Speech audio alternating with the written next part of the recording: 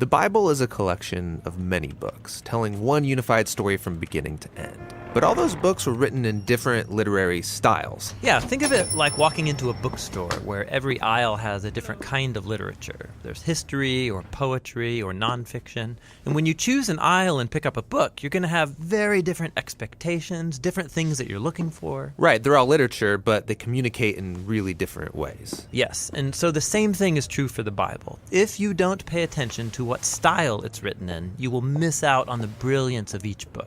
So, what are the main types of literature in the Bible? Well, first and foremost is narrative. It makes up a whopping 43% of the Bible. After that is poetry, which is 33% of the Bible. And then there's what you could call prose discourse, which makes up the remaining 24%. Nearly half the Bible is narrative. Yes, and this is no accident. Stories are the most universal form of human communication. Our brains are actually hardwired to take in information through story. And stories are really enjoyable. Why is that? Well, stories train us to make sense of the seemingly random events that happen in life by taking those events and then putting them in a sequence. And then together you can start to see the meaning and purpose of it all. And what links this all together? Well, good stories always have a character who wants something. And then through these characters, an author can explore life's big questions, like who are we, or what's really important in life. And a good story always involves some kind of conflict. Some challenge to overcome, just like in our own lives. And that forces us to think about our own challenges, why there's so much pain or disappointment in the world, and then what can we do about it? And stories usually end with some kind of resolution, giving us hope for our own stories. Since these are Bible stories, are the characters showing me how I should live? Yeah, that's not quite the point. Most Bible characters are deeply flawed. You should not be like them. But we are supposed to see ourselves in them, which helps us then see our lives and failures from a new perspective. And without even realizing it, these stories will start to mess with you and change how you see the world and other people and yourself. Now, there are different types of narrative in the Bible. Yeah, there's historical narrative, but also narrative parables, short biographical narratives like the four Gospels. We'll look at all these in later videos. Okay, next up is poetry, which honestly, I don't read a lot of. Yeah, you're like most people. But 1 out of every 3 chapters in the Bible is poetry. Yeah, why so much poetry? Well, poems mainly speak through dense, creative language, linking together images to help us envision the world differently. Poems use lots of metaphor to evoke your emotions and your imagination. Lots of fancy language, but wouldn't it be easier just to tell me what I need to know? Well, think about it. In life, we tend to form mental ruts, and we think in these familiar, well-worn paths that are very hard to get out of through logic or reasoning.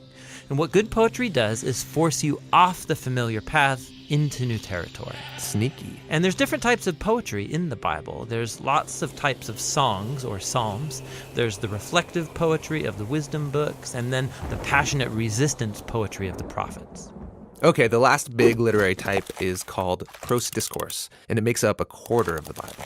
Yeah, these are speeches, letters, or essays. And the focus here is building a sequence of ideas or thoughts into one linear argument that requires a logical response. Like, hey, have you thought about this thing? You should also consider how it connects to this other thing. And if you do, then you will see that this is the result. And in light of that conclusion, therefore, you should probably stop doing that one thing so that this other thing will be the outcome. So you're persuading me with reason. Yeah, discourse forces you to think logically and consistently and then do something about it.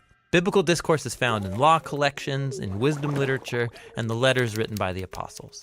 Okay, so each book of the Bible has one literary style. No, actually most books have a primary literary style, like narrative, for example. But then embedded in the narrative, you'll come across poems or parables or a collection of laws. Every biblical book is a unique combination of literary styles. And to read that book well, I need to be familiar with each literary type and how it works. Yeah, so you know what to pay attention to and what questions you should ask. But before we look at each type, there's one more unifying feature of biblical literature that's really important and really cool. And that's what we'll explore next.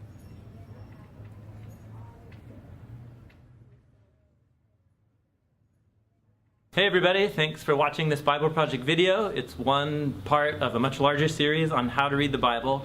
You can find more of those videos and all of our videos for free at thebibleproject.com. We're a nonprofit, crowd-funded animation studio, which means you can actually join us and help us make more videos. Again, go to thebibleproject.com. And one more thing. This video is lovingly dedicated to my former teacher, Ray Lubeck. He first introduced me to all the ideas that we explored in this video. If you want to learn more about these ideas, check out his book called Read the Bible for a Change by Professor Ray Lubeck. Love you, Ray. Thanks so much.